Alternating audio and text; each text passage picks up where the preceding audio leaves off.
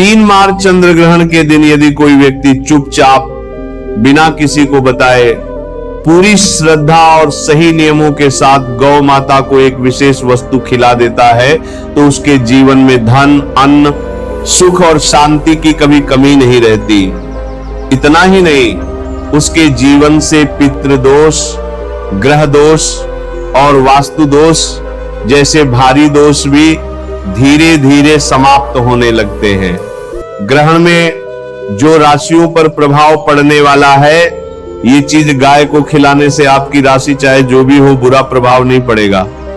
जिस समय ग्रहण शुरू हो जाए ये एक चीज गाय को खिला देना, यह कोई सामान्य संयोग नहीं है।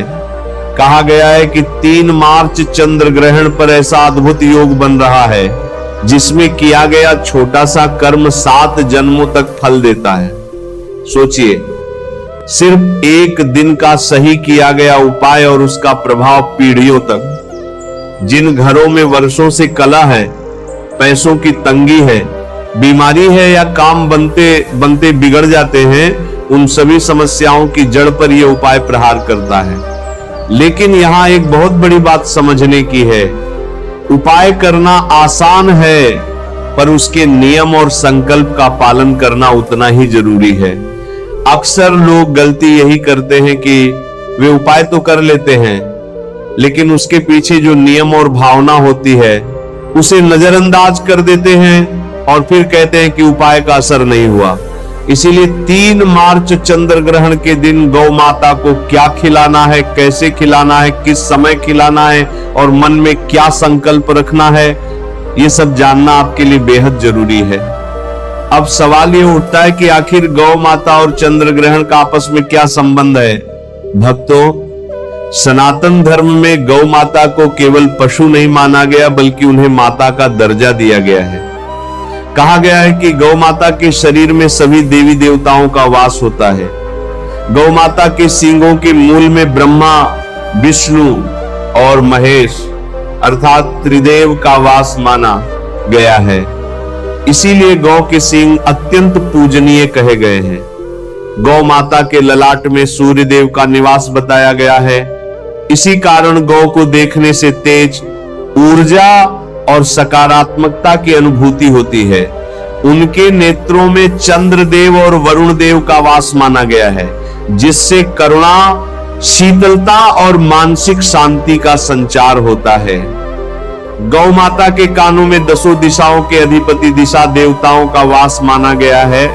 इसीलिए कहा गया है कि गौ सब कुछ सुनती है और गौ सेवा का फल शीघ्र प्राप्त होता है। उनकी नासिका में अश्विनी कुमारों का निवास बताया गया है, जो आरोग्य और चिकित्सा के देवता हैं। गौ माता के मुख में अग्निदेव का वास माना गया है। इसी कारण गौ को अन्न अर्पण करना यज्ञ के समान पुण्यकारी कहा गया है। उनकी जीभ में सरस्वती देवी का निवास बताया गया है। इसीलिए गौ सेवा से वाणी की शुद्धता और बुद्धि की निर्मलता बढ़ती है।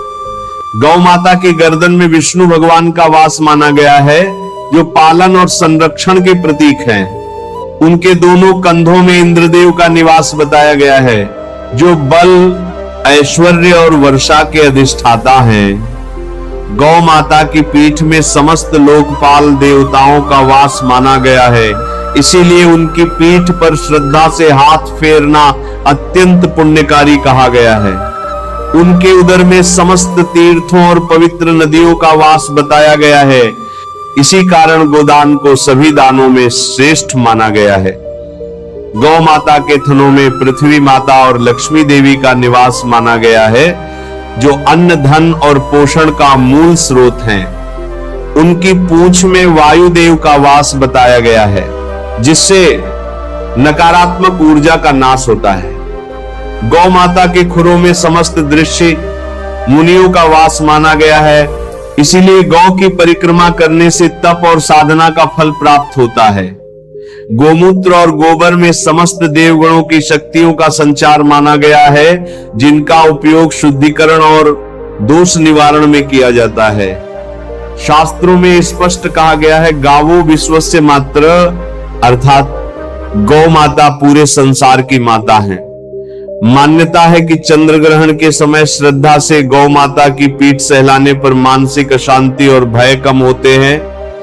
मन को स्थिरता और शीतलता मिलती है, क्योंकि चंद्रमा को मन का कारक माना गया है। नकारात्मक विचारों और ऊर्जा से संरक्षण की भावना उत्पन्न होती है। घर में शांति और सौहार्द बढ़ता है तथा पुण्य कर्म का संचय होता है। और 3 मार्च चंद्र ग्रहण के दिन जब चंद्रमा पर ग्रहण लगता है, तब प्रकृति की सूक्ष्म ऊर्जा अत्यंत संवेदनशील हो जाती है। यह समय साधारण नहीं माना जाता। इस काल में किया गया जप, दान और सेवा कई गुना फल देता है। ऐसे में गौ माता को श्रद्धा से अर्पित किया गया थोड़ा सा अन्न भी देव शक्तियों तक पहुंचता है। 3 मार्च चंद्र ग्रहण साल में बार बार नहीं आता। यह कोई रोज मिलने वाला अवसर नहीं है। अगर आपने इस दिन को यूं ही गंवा दिया तो वही समस्याएं, वही परेशानियां और वही संघर्ष दोबारा आपका इंतजार कर सकते हैं। क्योंकि चंद्र ग्रहण केवल खगोलीय घटना नहीं, बल्कि आत्मचिंतन और शुद्धिकरण का समय माना गया है। चंद्र ग्रहण का असली अर्थ है मन के अंधकार को पहचानना और उसे दूर करने का संकल्प लेना।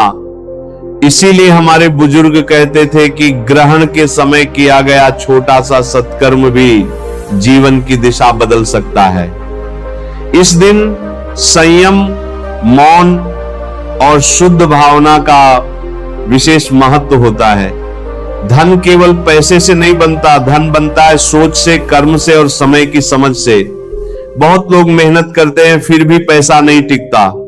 इसके पीछे वही अदृश्य रुकावटें होती हैं जिनका समाधान हमारी परंपराओं में बताया गया है। अब इस उपाय की प्रक्रिया समझिए। 3 मार्च चंद्र ग्रहण के दिन ग्रहण प्रारंभ होने से पहले स्नान करें और यथासंभव मौन रहें। मोबाइल ना देखें और मन को शांत रखें। इसके बाद थोड़े से सफेद तिल, थोड़े से काले तिल, गुड़ का चूर्ण, थोड़ा सा सेंधा नमक, थोड़ा सा काला नमक और 1 चुटकी शुद्ध देसी घी मिलाएं। इसे किसी थाली में नहीं बल्कि सीधे अपनी हथेली पर रखकर गौ माता को खिलाएं। खिलाते समय मन में कोई लालच या विशेष मांग न रखें। मन पूरी तरह शांत और समर्पित हो। यदि गौ माता आपकी हथेली को स्पर्श कर ले तो इसे शुभ संकेत माना जाता है। इसके बाद इस उपाय को किसी को बताना नहीं है।